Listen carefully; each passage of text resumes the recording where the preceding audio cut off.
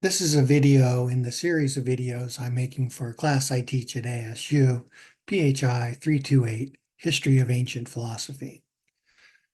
We've been thinking about the theories in Plato's middle dialogues, and in the last video I talked about the theory of forms.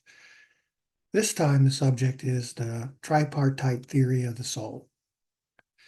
This theory is in the Republic. The Republic is traditionally thought to be a middle dialogue. And we've already seen an example of a middle dialogue, the Phaedo. Phaedo is where we find the theory of forms we talked about last time.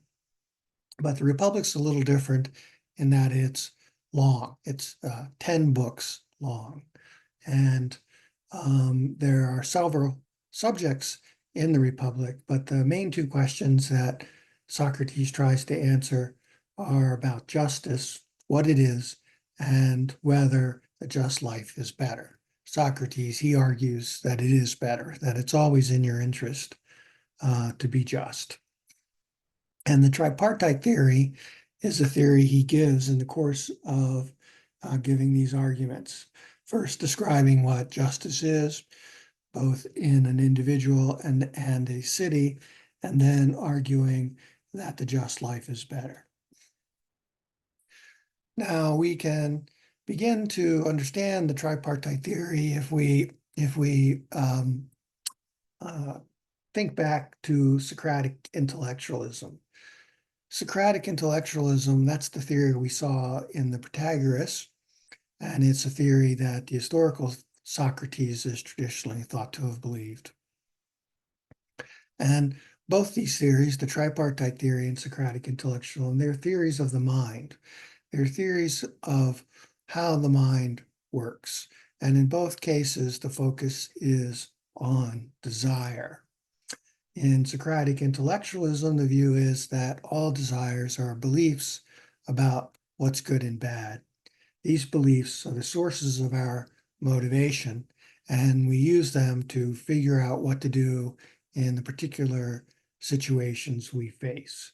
We form a desire for the alternative that we think is in our best interest, and we form the view about what's in our best interest in terms of our beliefs about what's good and bad.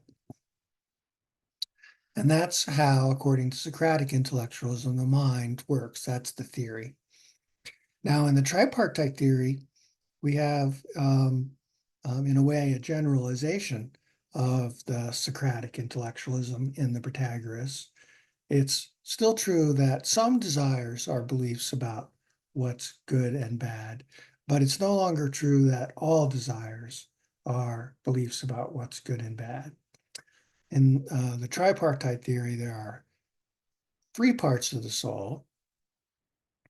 There is reason. That's what we have in Socratic intellectualism. And as far as Socratic intellectualism goes, the soul just is reason. There are no other parts. And so there's no other way to have desire other than in terms of beliefs about what's good and bad. But in the tripartite theory, there's two additional parts. There's what's called spirit and appetite. And these are the traditional names for these other two parts of the soul. And each of these parts of the soul can give rise to desires, but only in reason are these desires beliefs about what's good and bad. In spirit and in appetite, they're beliefs, but they're not beliefs about what's good and bad. In appetite, they're beliefs about what brings bodily pleasure and pain. And in spirit, they're beliefs about what's honorable and what's shameful.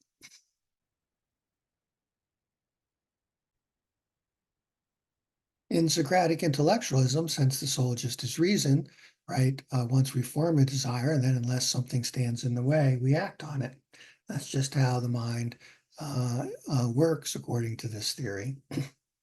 But in the tripartite theory, since we have three parts, it's not so simple. Each of these parts can have desire, and whether or not one of these desires is the one we act on, that depends on which part of the soul is in control. It could be that reason is in control, and if it is, then the desires of reason are the ones we act on. Or it could be that spirit's in control, or it could be that appetite's in control. And whichever part is in control in the soul determines which desire we act on.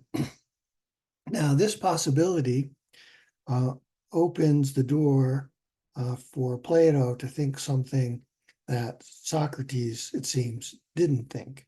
Remember, in Protagoras, we get this argument that for the conclusion that knowledge cannot be overcome by pleasure. It's not supposed to be possible that we could know the right thing to do, know the best thing to do, rather, but do something else because we're overcome by pleasure. Socrates argues that's impossible, and we looked at that argument in the past. Now, given that we have three parts of the soul, this now becomes possible. It becomes possible to know what's best, but because reason is not in control, to act on a desire or contrary desire in either spirit or an appetite. And if it's an appetite in particular, then it's going to be possible for pleasure to overcome knowledge, something that Socrates and the Protagoras didn't think is true. And it seems that this view in the Protagoras is the view of the historical Socrates. And right, this in a way is, I mean, it's not surprising in some ways, right? We're seeing in the middle dialogues that although we have the character Socrates still, he no longer is setting out views that seem to be associated with the historical Socrates. Now he's giving views that look like views that Plato is working through, excuse me, that Plato is working through in order to understand what it was that Socrates was talking about when he was talking about the love of wisdom.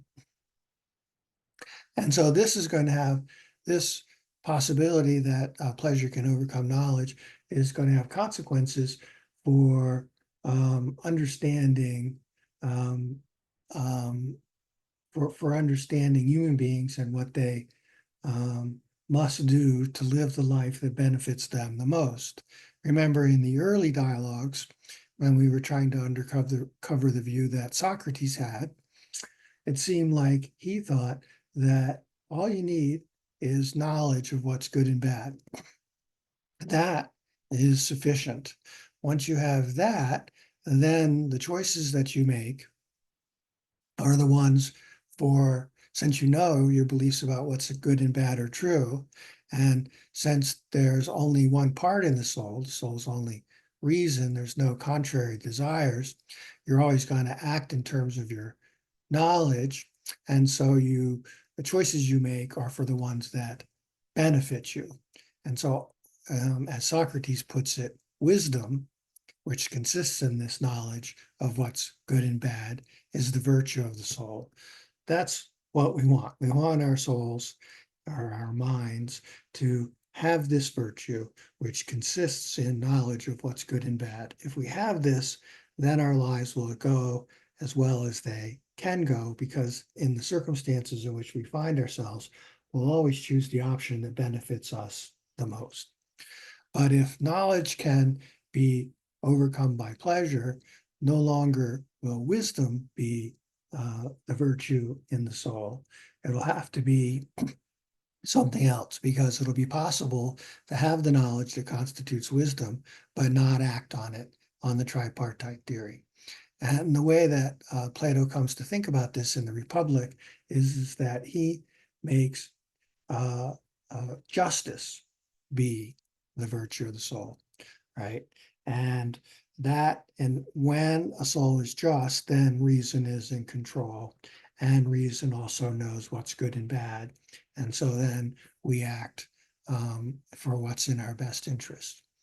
And when we think of this, we can understand why Socrates gives the tripartite theory in the Republic in the course of answering the question of whether the just life is better, right?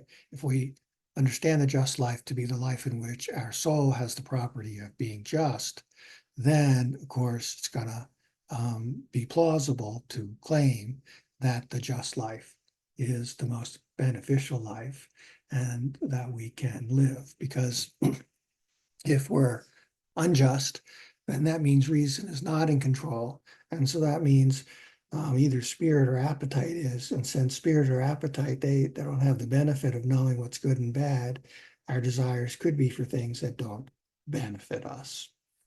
Now, we'll look at that in more detail in the next video when we turn to Plato's theory of justice.